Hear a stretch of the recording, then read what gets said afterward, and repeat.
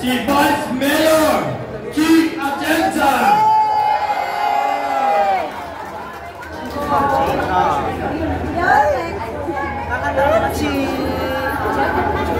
Bye. Barangay ko. Ay, talaga ba? Oo. Ikaw, hindi ka naman nagkama. Hindi, malayo road pa iba ko eh. Ayaw ang Chi. Kasama kayo. Ma'am Chi. Layo. May ano, may casualty, dalawang ba? Magandang araw sa inyo lahat. Kasama ko si partner na si Vice Mayor Chi Atienza. Nalulungkot kami sa nangyari. Bagamat wala pa tayo sa pwesto sa June 30 pa. Gusto ko man kayo tulungan ng talagang galing sa pamahalaan. Pero wala pa naman tayong poder.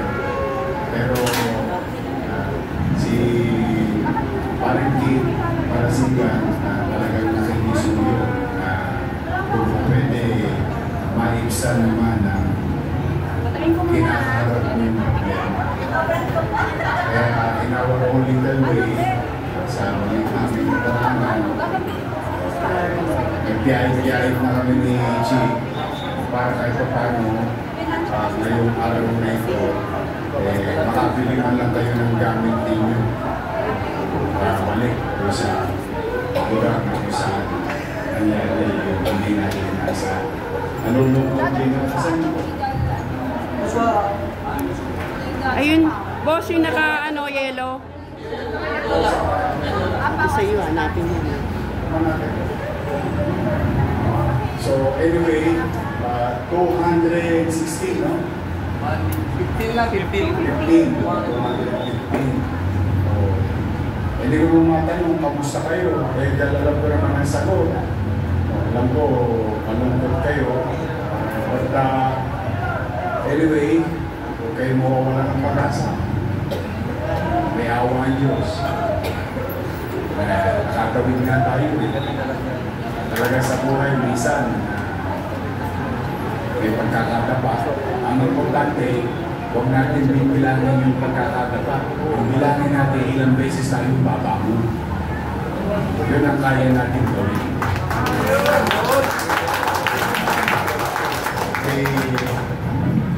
Gusto ko na rin kurin ang pagkakataon na ito.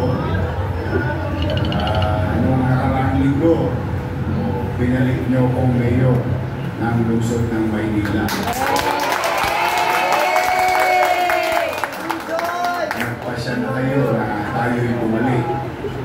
Ngayon, manatag naman kayo, kahit na kami ay hindi pa opisyal na uupo, sa mga araw na ito, at nakaupo sa mga araw na ito. Ngayon pa lamang, yung buong team namin ay naghahanda na sa mga bagay na dapat nating tugunan, ayon na rin sa pangangailangan yung kalinisan, kaayusan, at yung mga bagay na palaan ko naman na sila, yung mga tulongis na yan, kailangan na nila magbago or magbago ng address. Dahil naniniwala ko, karapatan ninyo na mamuhay ng panatag.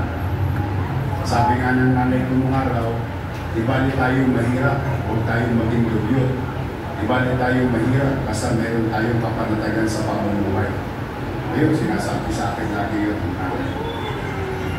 But today, nandito kami ni Chi. Baka may sasabihin din sa inyo si Chi. But nandito kami, pagpapasensya nyo na yung nakayanan ko, ha? Hindi pa tayo nakaupo. Pero sigurado naman ako, may mabibili kayong buo.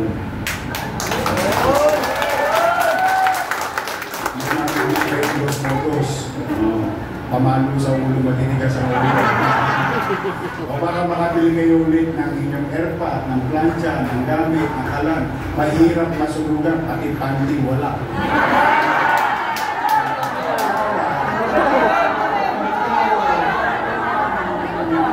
ayaw kong maliitin yung kainanakawan.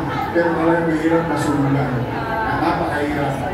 Eh, lalo pa yan, nalulungkot ako, Nay. Nakikiramay ako sa ninyo, sa pamilya ninyo.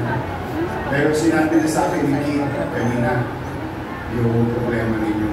Basta ngayong araw na ito, wala na kayong problema. Yes. So, uli, ayoko nang makatatagalan, mahilig sa labas, na nakapila sila sa labas eh. Eh, mabilis naman ito. Pagpapasensya nyo yung nakayanan namin ni Chia Chesa. Ang gusto ko lang, ngayong araw na ito, maramdaman ninyo na may batang nagmamalasakit sa inyo. Pagkaman wala ko man tayo sa pwesto, gusto ko lang maging bahagi ng solusyon ng problema ninyo ngayong araw na ito. So, nakikiisa kami ni Chia at sa mga namin. Pero, okay mo walang pag-asa, mabalik na tayo. Kayo nagbalik sa akin. Pero tulungan ninyo ko. Tulungan ninyo ko. Hindi ko kakayanin ito ng pag-isa lang. At the end of the day, lalo na, ito special mention, yung mga lolo at lola ko, mga nanay, tatay ko, kasi tulungan ninyo ko, magbutihin natin ang Maynila. Hindi man para sa atin, para sa mga apo na lang natin. Pagdating ng araw, may maayos na syudad sila. Titiran, magagawa ng pamilya, kung saan sila mamubuhay. Tutulungan niyo pa ako? Yes! Binuto niyo po?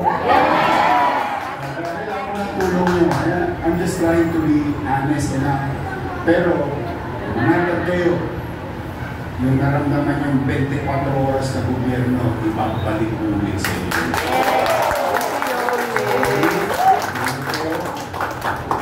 Yan. Salamat tayo sa Diyos dahil habang buhay, may Pag-asa. ito naman, ang inyong binotong Vice Mayor at may asim pa. At ito, kabatiin naman natin ang ating Vice Mayor-elect, Chi Achesa.